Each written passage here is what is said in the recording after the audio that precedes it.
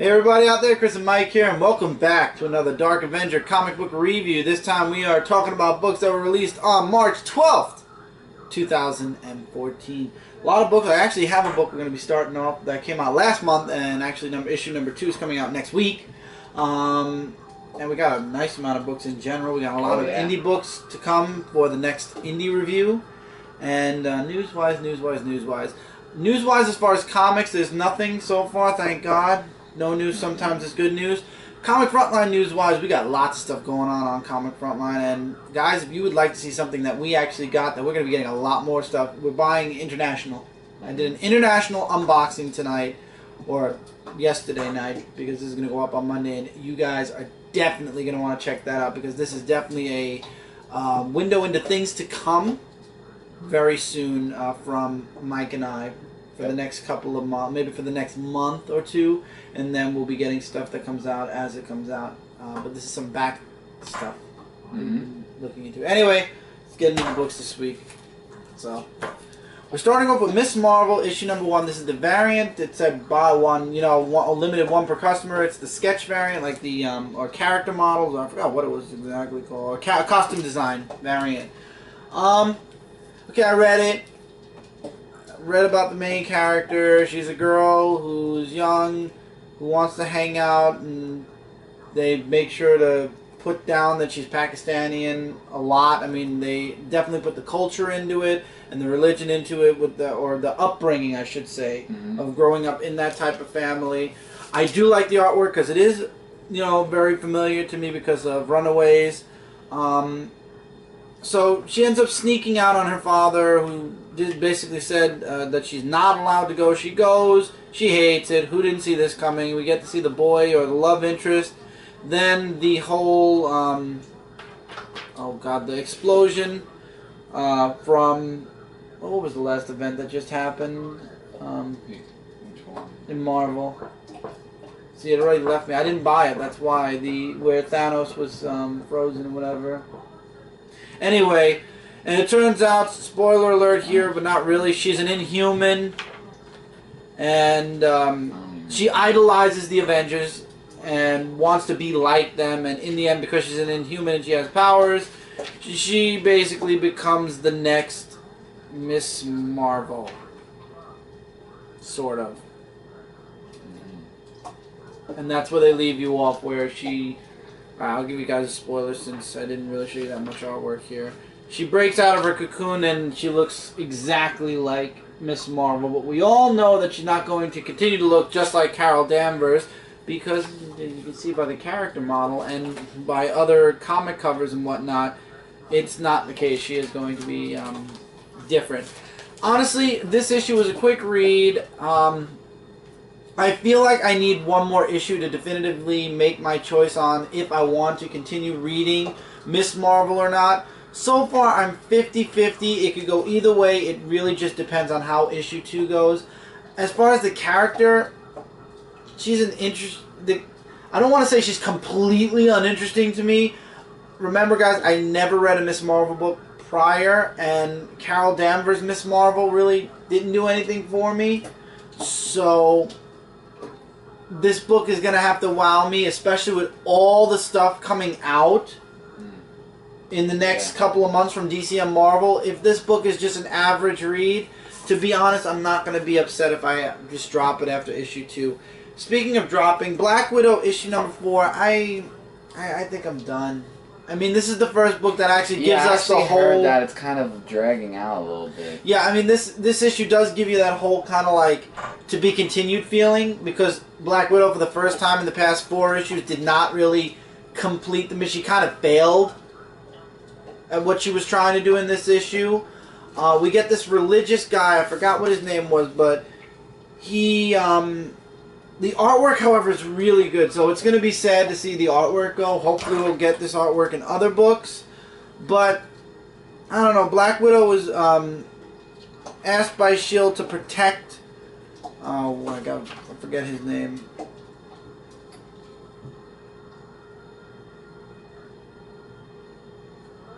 Somebody, I forgot what it was. A minister or something, and...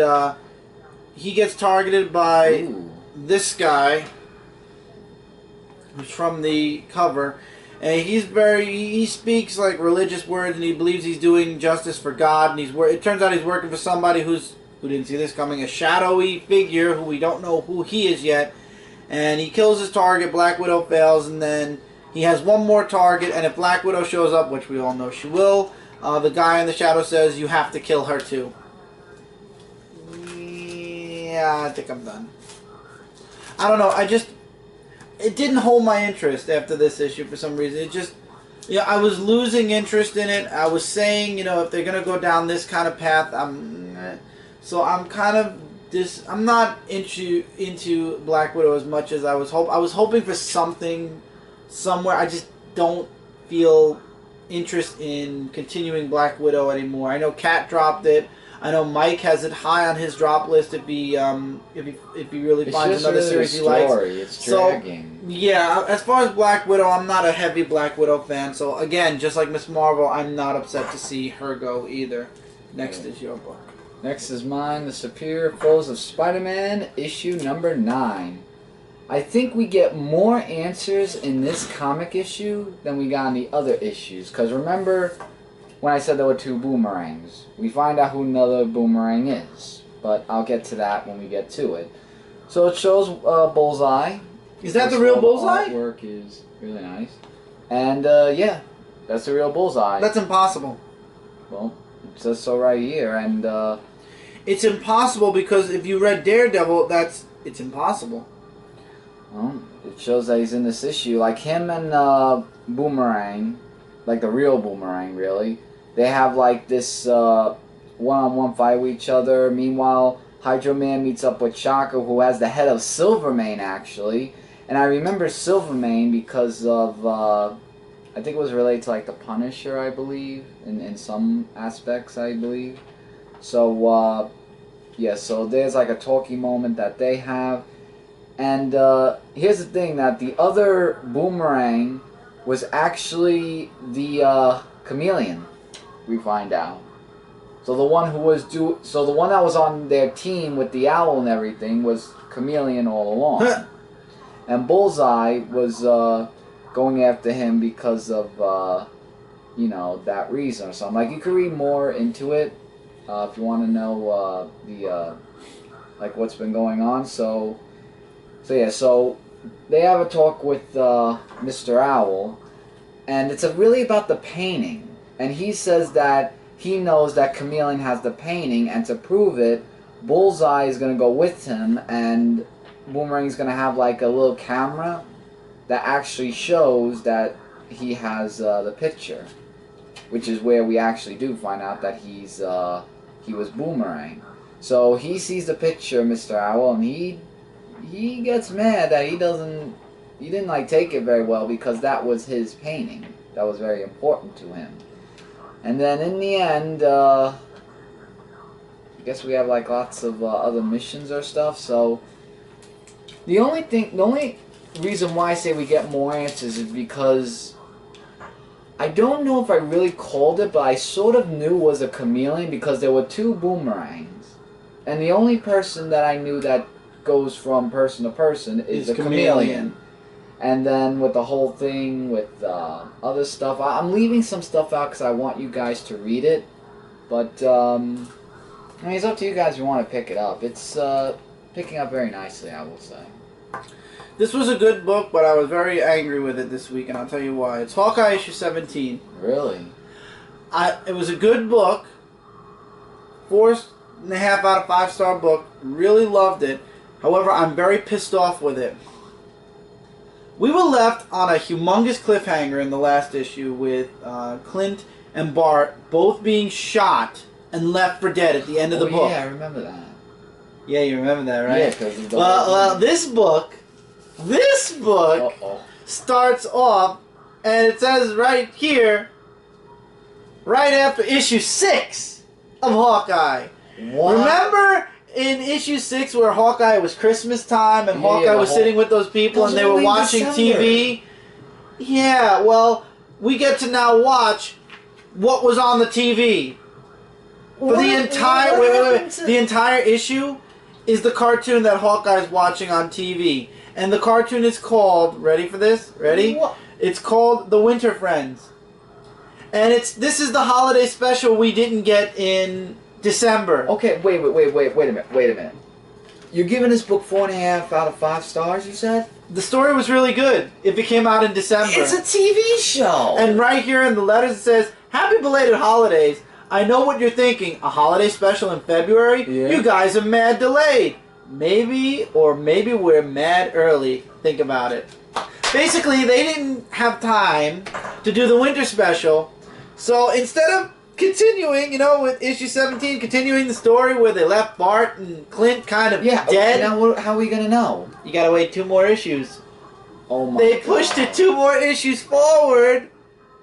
So now we have to wait. Not 1 issue, because next issue is all about the other Hawkeye. So we have to wait 2 issues. I don't know how you like that book. It was a very good story. I loved it. Very nice holiday issue. From what I saw, it was like... It was cool. I liked it. But it should be during the holidays. I agree. Why are they doing this now? I don't know. But We're in March. I'm so mad because I want to know what the hell happened to Clint and Bart. And so do I. And we're not going to find out till April. Oh my god. They could have done it on April to fool us on April Fool's Day, maybe. I know. No, it was done now. And we have to wait till April to find out what happened to them now. I just can't believe That's why I'm mad. I think this is a great issue, but I'm mad because it came out at the wrong time. Go to the next book, please. It's my book, isn't it? It is. Good. Oh. DeadPool issue number 1 or issue 25 point now. With the renumbering of the issues. I do have to say, though, it was a little bit strange in the beginning, where DeadPool and Crossbones, I remember the name because I forgot what the name was, like, they're at the bar and they're, like, talking with each other. I'm like, okay, I guess they're friendly. Well, wrong. By the way, the artwork looks very nice.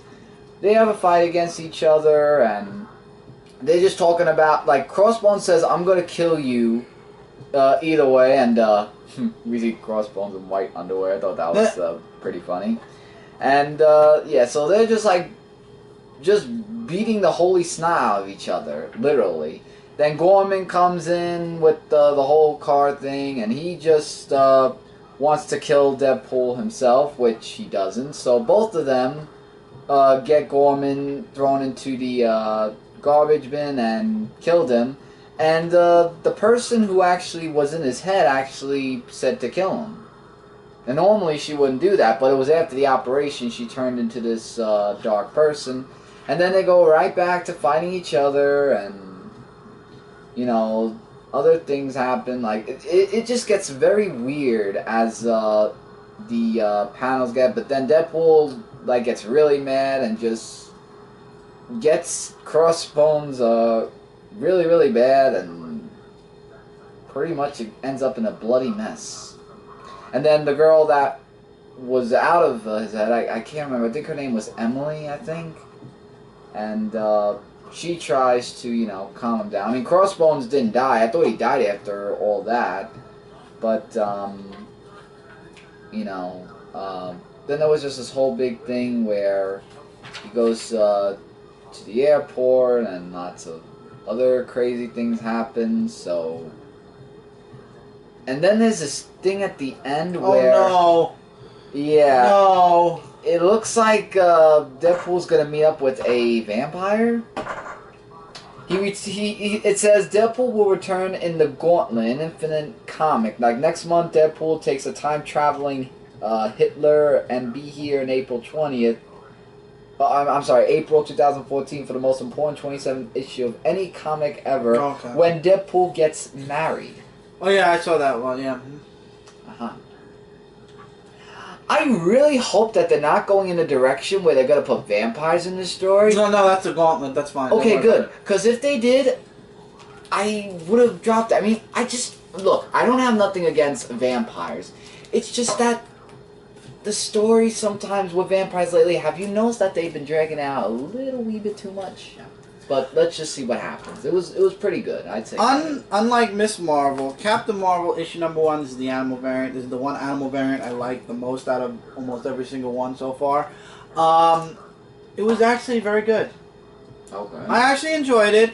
I did get Captain Marvel's last volume. It was okay up until the second story arc where everything completely went wacko. And I think that's when we all kind of dropped it. So I'm hoping that when the second story arc comes around for this book, it doesn't do that. But we get Carol in space. She is working with these guys and gals, and we don't know who they are yet. We just see her working, she's working with them. She's on this planet, and who was following them? The Spartak's secret police are following them. They get chased by them, and it turns out that they're part of a galactic alliance, or Carol is part of a galactic alliance, and then it goes 6 weeks earlier, and it's back with Carol on Earth, and we actually get to see the first moments of James Rhodes as Iron Patriot before the actual Iron Patriot book, which is really nice. And I know somebody's going to correct me in the comments if he was Iron Patriot in a different book, but for me, it's the first time. So Iron Man comes and visits Carol. She's very restless, and she doesn't know, and nobody knows why, and then Iron Man mentions... Remember in Guardians of the Galaxy when Iron Man leaves, he says, I might have 2 good replacements for you guys?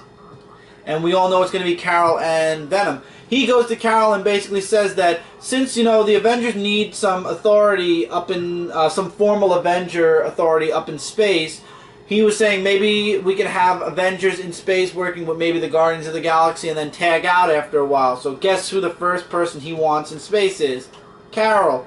And she's actually considering it, and apparently her and James have a relationship. James Rhodes. Oh, okay. And she's like, there's a complication. I want to go into space. And he's like, for how long? She's like, maybe a year. I'm not sure. And he's very understanding, and she actually leaves at that very moment into space. I like the artwork. It's an interesting story. So Captain Marvel is so restless that she needs to take some time out. Okay, so Iron Man went into space. It didn't work out. Captain Marvel is a galactic character, so maybe it will work for Carol better than Iron Man. Venom in space, I have no clue. I mean, I know the symbiote is alien, but does Venom need to go into space? Nah. Wait a minute. Why are they all going in space? Like, we have Punisher in space? And no, he's not in space. I know, but now Venom and Captain Marvel are the 2 that are supposed to be joining the Guardians. Oh, you mean the Guardians? Oh, okay. I thought you were talking about a different space thing. Okay. Speaking of Guardians of the Galaxy, all new X-Men, issue number 24, The Trial of Jean Grey, issue 5 of 6. So Jason decides to interrupt the trial of Jean Grey and basically spills the beans about everything that the Shire have done to Jean's family. Basically, the Shire killed Jean Grey's parents so they couldn't respawn or have another child and risk the Phoenix Force coming back in that child. And basically, the Shire are have a lot more blood on their hands than, well, almost as much blood on their hands as the Phoenix. I mean, the Phoenix has done a lot worse. But anyway, the Guardians hijack a Shire ship, and they, well, to their knowledge at least, covertly end up on the Shire homeworld. However, also Jean Grey somehow escapes. Not much action until you get to the part where they finally land, and right there, as they open the doors, is, oh god, why can't I remember his name? I have to find his name.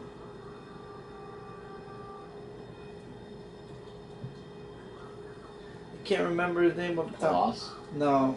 Oh, let me see who that is. I forgot his name. No, it's not Tombstone. Well, I don't know. I'm trying to depict the character, and it's like I've seen him somewhere before. You have, and so have I, but his name completely left me. We're recording these things too late at night where I'm losing it. Sometimes our brains just go... Yeah, my brain. But we're not good with names, gone. really, so you have to understand that as well. I mean, we try, but I've seen him too. Now I can't remember the name. You completely lost me. Alright, anyway, Well, yeah. he's there with his people, and then finally, I'm going to remember once this video is over, and that's what's stupid. Finally, the fighting begins, or the action in the book, for 2 pages. Right here. And then Jean Grey shows up and says, I'm guilty, and that she's a monster. Next issue, the stunning conclusion in Guardians of the Galaxy issue number 13, and then come back here, they're claiming, for the double-sized 25th issue. Oh boy. Double size means double price. Yippee. Gladiator. Oh. Thank you. Oh, see, you remembered. It took me long enough. Yours is next. Alright. I have 2 more then. This actually makes up for the last Revolutionary War comic book, a Revolutionary War Motormouth. This comic was almost pick of the week. Almost. And actually, I think after that 2 or 3 week break they had, it was well worth it. I think we're nearing the conclusion. Yeah, we're nearing. I think there's 2 more after this. I'll check. I know you're getting one next week again. Yeah, and then the week after, I think that's the end. But okay. It talks about the story where Motormouth and Kill Power were working together, and Kill Power actually was sucked down into hell, and he died after that. And the mother's actually telling her child this story. Meanwhile, the Shield come in, and it's all about the Mystics, and the Mystics really playing an interesting role in this, where like they just want everything, and without Kill Power, they can't handle what's going to go on. So they need Harley, who is known as Motormouth. That's her regular name. So we're going back here where these guys, and oh, by the way, I want to show some artwork, which looks really nice. And by looking at them, I know that there's something up between those two, because they were really nice, and I don't know what gave me that. Probably because I've been reading comic books, I'm starting to realize something's going to happen. And while they're calling her to tell him to get out, the Guard of the Revolution, or really known as the Psycho Rats, they go after Motormouth, and she had shoes, which actually could make her run fast and everything else. So there's these guys called... Mike, you've only gone 3 pages into the book already. I'm just trying to remember what the names are. Well, basically, they're guys in the streets that come to help... Hey, Jason. Oh, the Shame, basically. Oh, these guys Jason. right here. Like, they come... I was going to get to the short of it. Like, they come to help her out, and then her children use her shoes, and then she really just takes out the Psycho Rats. Like, she has that screech attack and everything. And, you know, it's just... There's just so much in it that I really don't want to give too much away. But in the garage, she calls them back. Liger actually called her. And her children and her are going to hell now.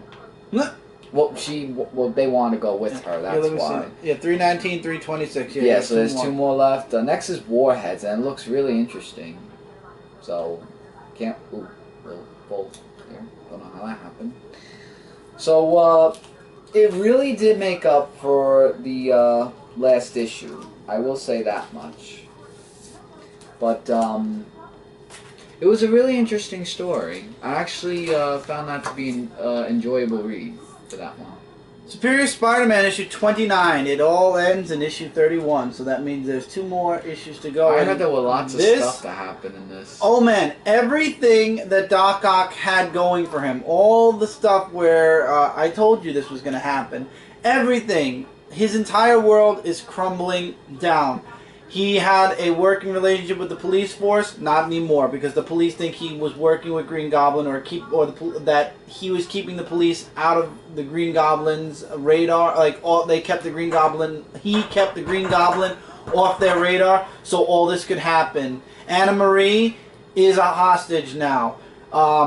J. Jonah Jameson has had it. He lost his wife and everything else, so he sends the Spider Slayers after Spider-Man, Doc Ock Spidey. Green Goblin, knowing all the things that Doc Ock holds near, destroys it one by one by one. the Avengers, everybody's fighting in New York to try to stop the Goblins. Pete's still stuck in Doc Ock's memories, so hopefully Pete doesn't have any residual Ock memories as, you know, when he comes back. The Green Goblin is able to hack into not only Spidey's tech, but apparently everybody else's tech. Spider-Man 2099 shows up with his annoying 2099 language. And he shuts down the Spider Slayers because, you know, he invented it with in Alchemax with his Ansa, his great-grandfather. However, Norman Osborn hacks the Spider Slayers, and we basically get the cover you guys see here. And that's the long and short of it without giving you guys any dialogue. Also, Doc Ock is destroying the relationship that Pete and MJ had because he's just continually pushing MJ further and further away. Just when we think MJ's smart, she goes right back to being stupid in this issue because she's like, I got your family out of there, yada yada, and he's like, well, deal with it, girl, keep the excuses up, and he hangs up on her, and she's like, this isn't the first time Pete's done that. I'm like, are you really still that dumb? Even Spider-Man 2099 knows that this isn't Peter Parker. How is it that the woman that slept next to Peter Parker for years doesn't know who Peter Parker isn't Peter Parker right now? I have no clue how to When Pete comes back, I mean, he has to have that talk with MJ going, did you really think that was me?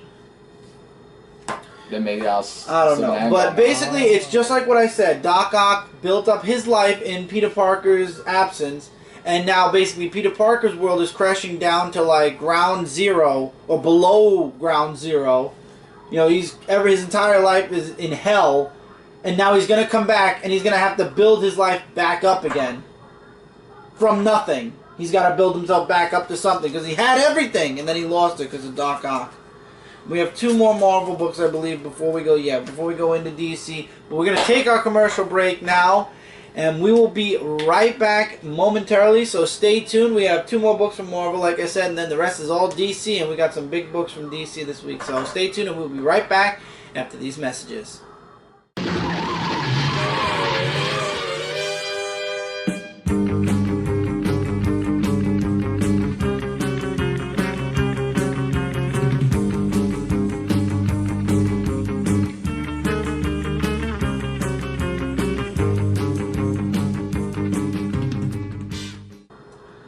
Hey everybody, and welcome back to this week's Dark Avenger Comic Book Review. Mike, your book is next. Yes, and it is Book of the Week, All New X Factor, issue number 4.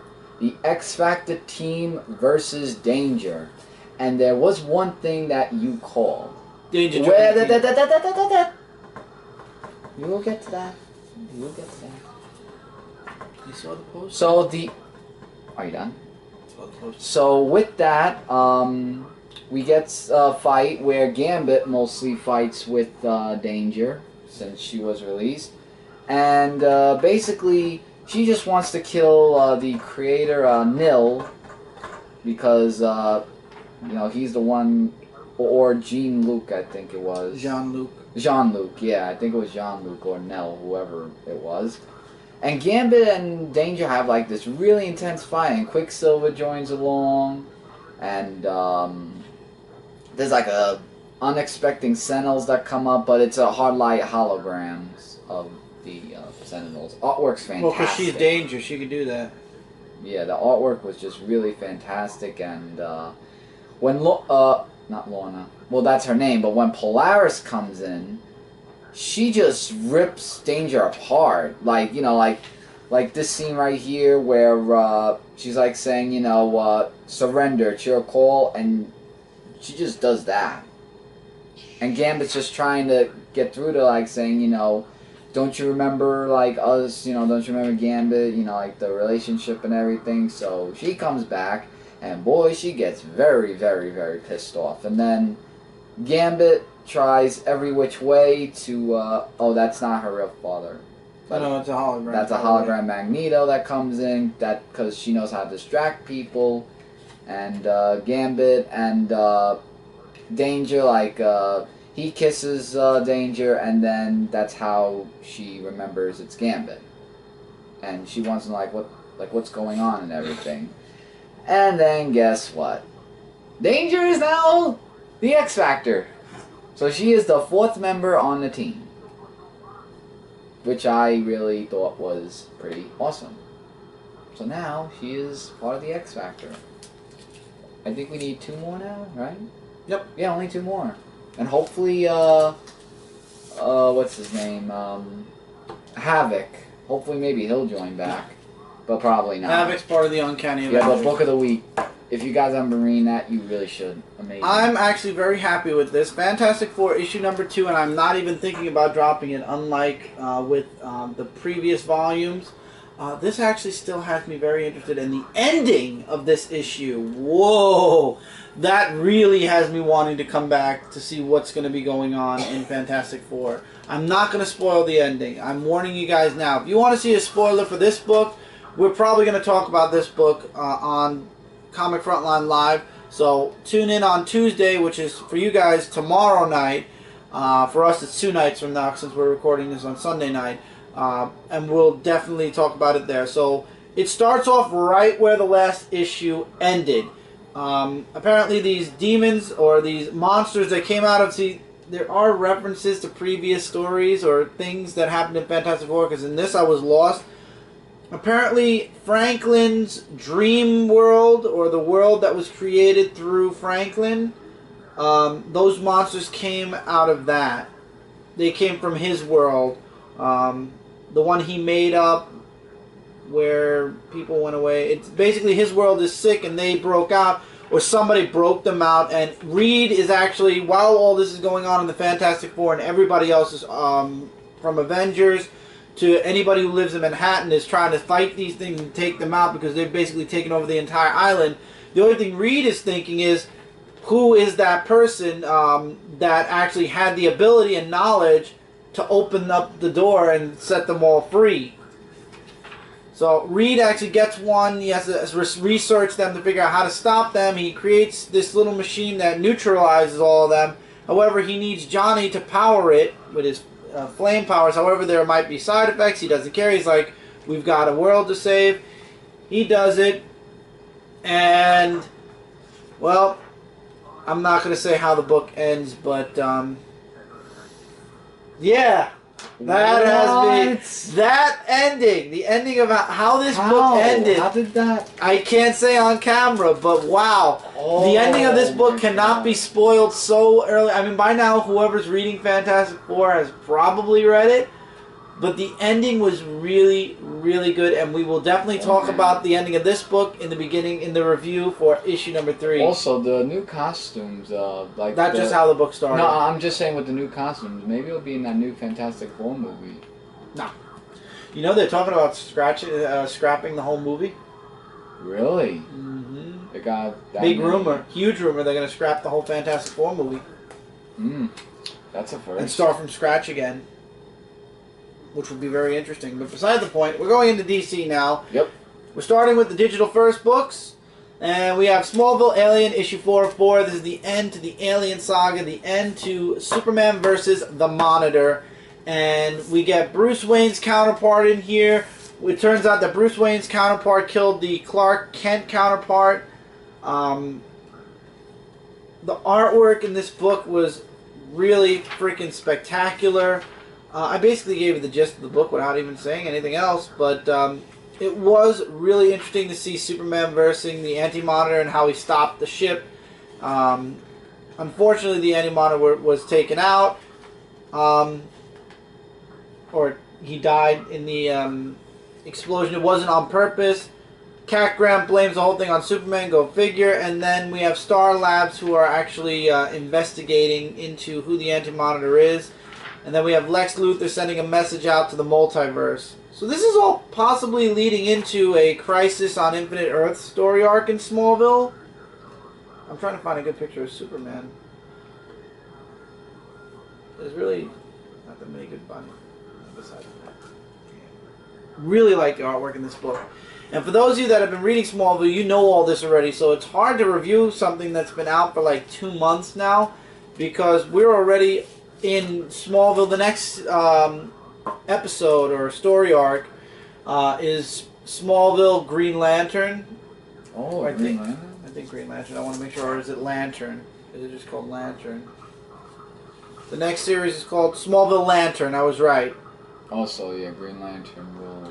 So Lantern, so it's going to be Smallville Lantern issue number 1 coming out next month. So that's going to be very interesting. I just wish they would have kept it all together. But I understand they're episoding the parts off instead. So really enjoying season 11 of Smallville. I mean, it's really, really good. So I would definitely recommend it, especially if you're a Smallville fan. Batgirl issue number 29. This was the first story arc I can say I did not like at all. It involved vampires. And it involved worse. It involved Vampire, who showed up at the end of the book. What? This story was the biggest transition story in history. It was 2 parts. The guy who thought Batgirl and Strix were vampires, he kidnapped the little girl, and guess what, guys? Spoiler alert here, the little girl was a vampire. Why are there vampires in there? I don't know. Gotham City? This was the craziest story arc, or this is the craziest 2-part story arc ever, and it ends with basically them saying, from now on we don't fight the undead. So this whole story arc didn't matter. This whole 2-part story arc didn't matter. If there are any books you need to skip in Batgirl, I would highly recommend skipping issue 28 and 29. This story doesn't even matter. It's probably never going to even be referenced again in the history of Batgirl, Batman family, anything. This story arc matters 0. If you're an Vampire fan, get these 2 issues.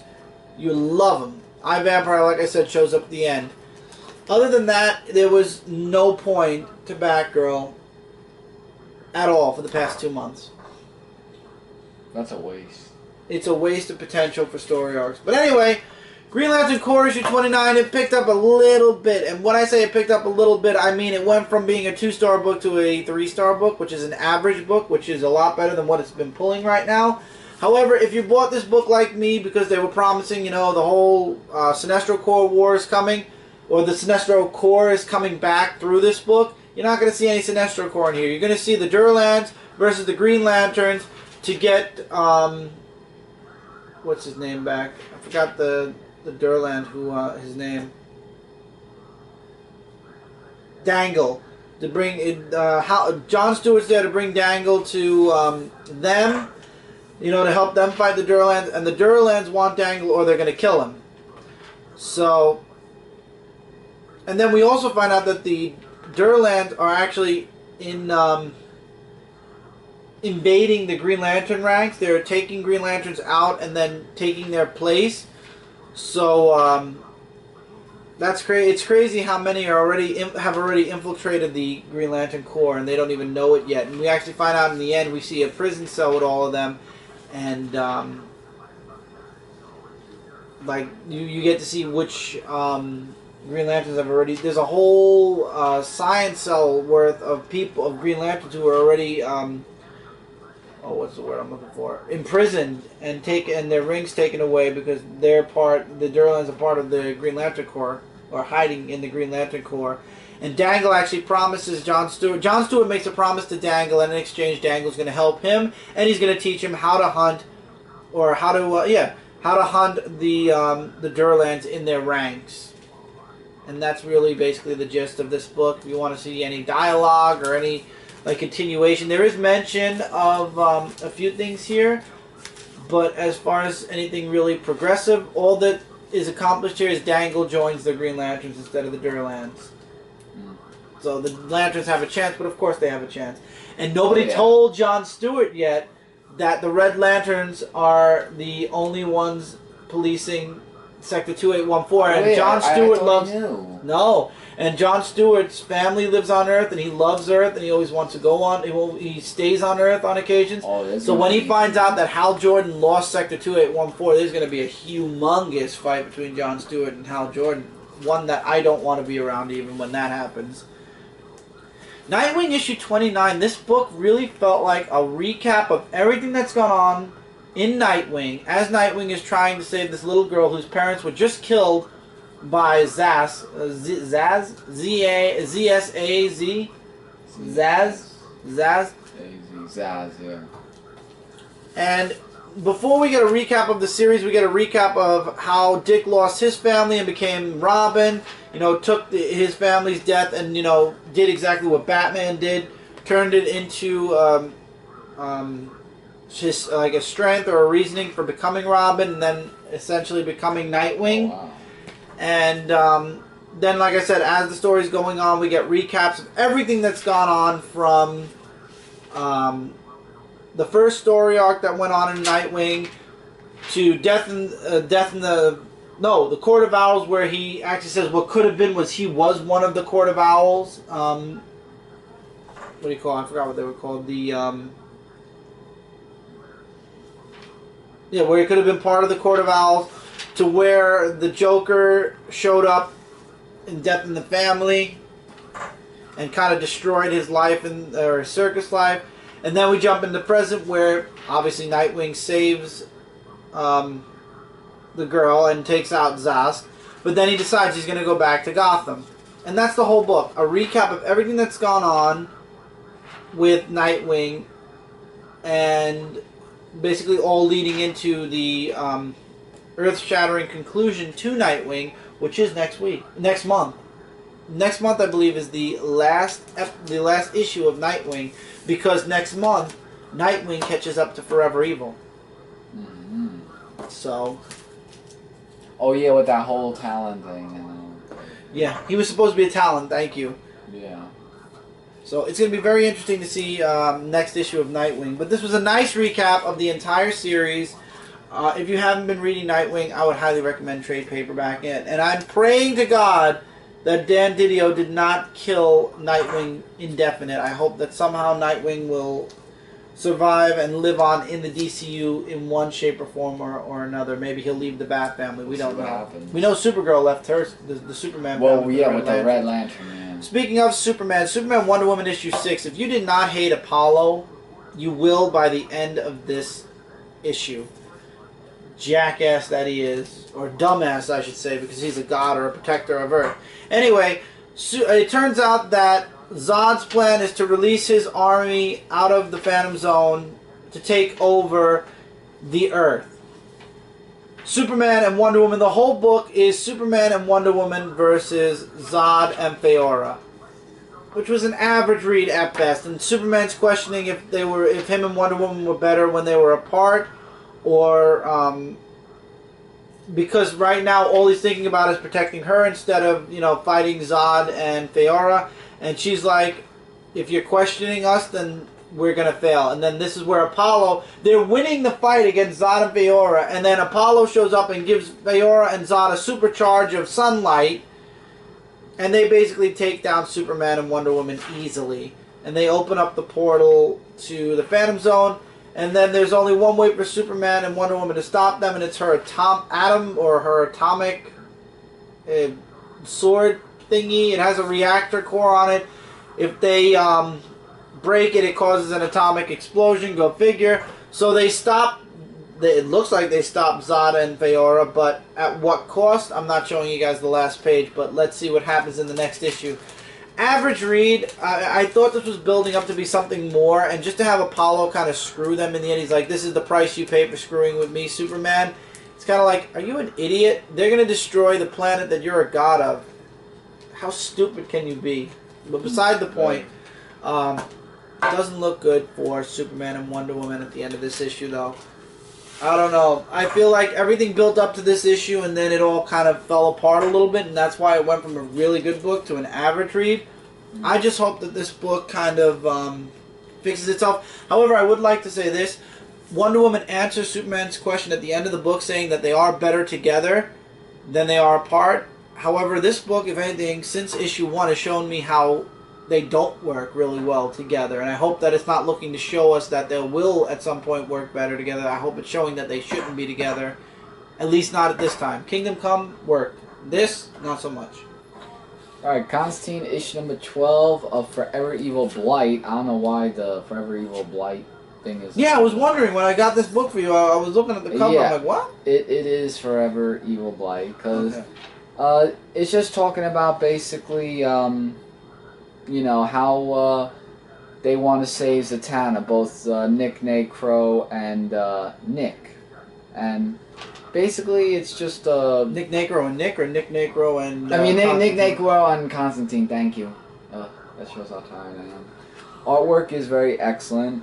And this Dr. Faust, I'm telling you, it's getting to the point where they're going to, you know, not get along with each other. And then it goes 6 years ago about where John Constantine, Zatanna, and Nick were using like all powers and stuff like that. And meanwhile, Sea King comes in to get to talk with Constantine, and you know, he's just you know, like he, I think, got rid of Deadman or something, because he knows he that's threw not... Deadman. I saw it from that last page. Yeah, because that's not really Deadman, and the only way Zatanna survives is if, you know, John Constantine kills them, or if they kill John Constantine. So it's just a whole big issue. If you want to read more into it, even Swamp Thing attacks him, but it's not really Swamp Thing. It's Nick controlling him, because that's, you know, what he does and everything. And there's like this huge battle, and basically it's going to lead into Forever Evil Blight in Pandora issue number 9. So, in a good way, it was, I mean, it was all over the place, like in a good way, but there is more stuff I did leave out because I want you guys to read that. This book I called. Yes. That's why I stopped reading it, because I knew what was happening. I didn't actually call this, but this is my book of the week, Forever Evil Justice League America, issue number 13. I called it. I didn't call it, because I thought... Well, don't call it for 8 minutes. Well, I thought all this was real. Like, basically, Stargirl is fighting Despero, and she's just talking about, you know, how she thinks John Jones is dead, and talks... I like when they talk about Despero's story of fear, greed, and all the other stuff that made him become Despero. And the thing that I liked most about this was, like, she was getting out Despero while people are fighting with each other. These are the two people, Jason and Ronnie, are the two that make Firestorm. Yeah. They're fighting, and they're the reason why Firestorm is going to explode. Right, and then they're fighting against each other, and then Stargirl's saying, you know, you should stop this because this is what Despero wants, so we gotta stop or we're all going to die. And then she reaches out to the rest So she reaches out to the whole Justice League, and I was saying, oh my god, this is awesome. Like, she finally got the Justice League out. And they all beat Despero. And they all beat Despero, and then the worst she finds happens. the seal in the ceiling. Yeah, and the seal, everything wasn't real.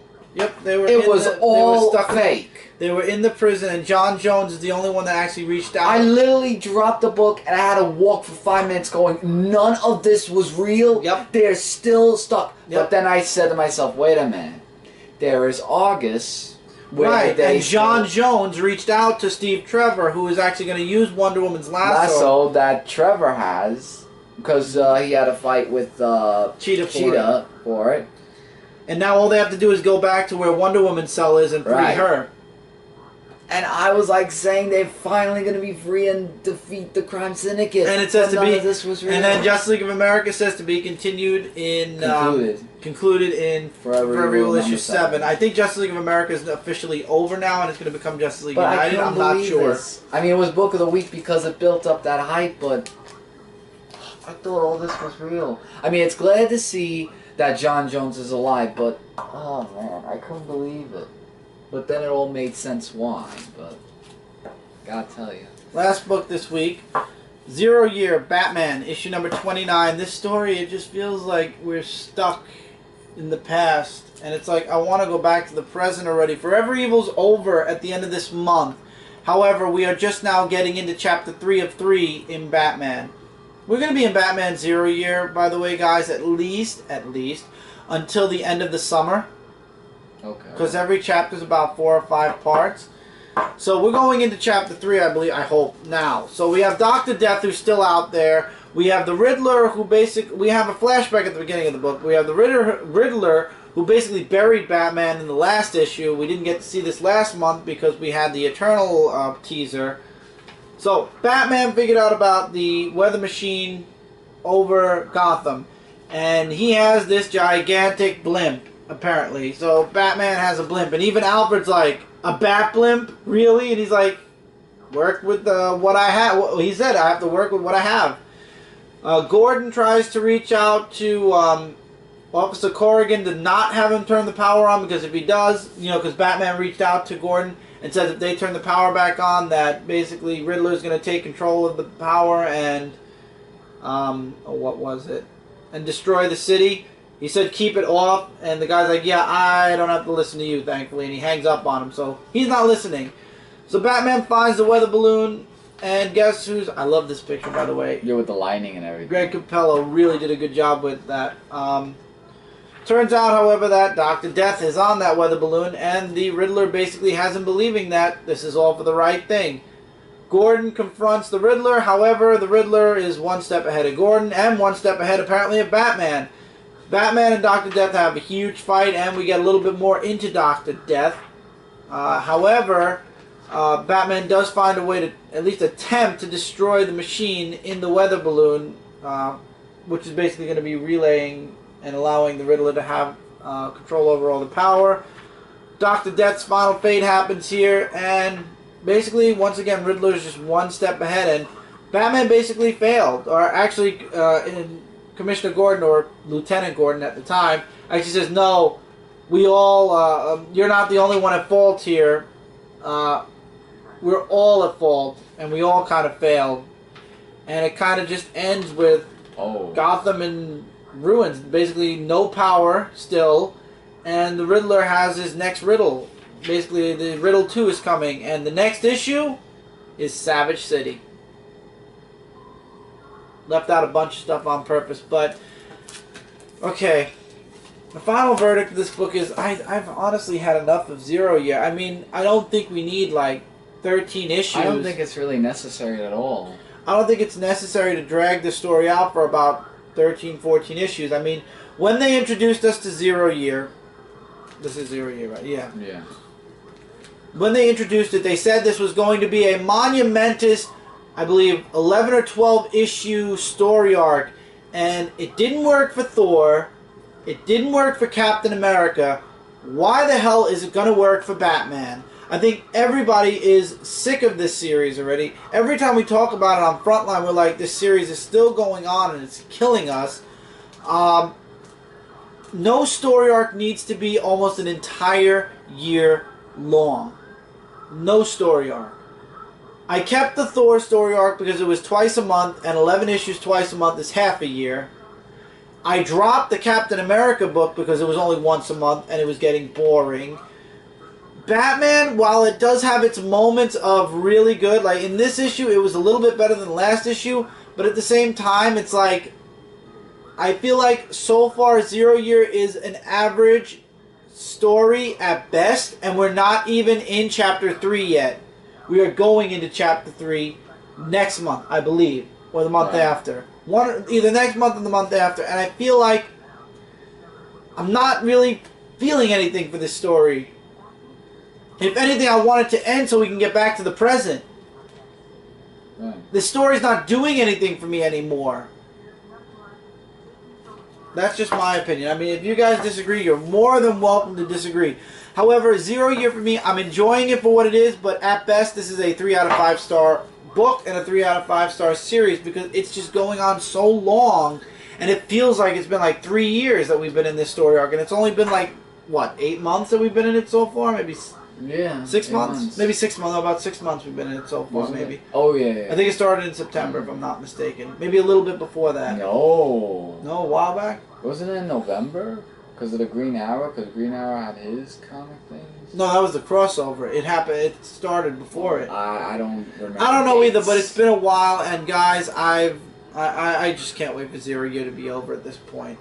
So, there's a comment box below, guys. Let us know what you guys think of any of the books we talked about here. Suggestions, agree, disagree, likes, dislikes. The comment box is there for you guys to voice your opinion, so please do. And we welcome and love each and every one of your comments. And your comments will be heard this Friday on the weekly comic book haul. And I will answer... And me as well. Yeah, and I will answer any of your guys' questions that you leave. So feel free to leave as many questions as you like in the comments. Don't leave me 100 questions because I don't think I'll be able to answer all of them then. But, you know, feel free to leave a moderate amount of questions. I know Nick leaves about 3 or 4 questions per comment, so that's about right. So, and, yeah. With that, that's it for this week, guys. Don't forget to check out Comic Related and ComicFrontline.com. Together, we are your #1 source for comic-related news, reviews, and a whole bunch more. You like these shirts? I've been buying a ton of shirts on Ript Tees lately. I'm really liking a lot of the shirts that have been coming out. I have a link now in my description. Hell, I even have a description again, guys. Starting last week, at least the Dark Avenger comic review actually has a description again. So if you want to check out the link is in the description for Ript Tees, as well as, or Ript Apparel, I should say, as well as a bunch of other links for Comic Frontline. And also, if you guys are interested, BBZ Cast is back on Brooklyn Boys. So if you want to go check that out, that's not a comic-related cast. That's more along the lines of us just, as we call it, shooting the breeze, where we talk about anything. The unexpected. Right, and we're gonna have a full, and we're gonna have some cast next week possibly for episode 1. So until next time, everybody, take care, keep reading, keep collecting, and we will see you guys in the next review. Yep. Later, guys. Took you a while to say goodbye, didn't it? Yeah, well, I was waiting for you to say take care, everybody. Goodbye, everybody. Later, guys.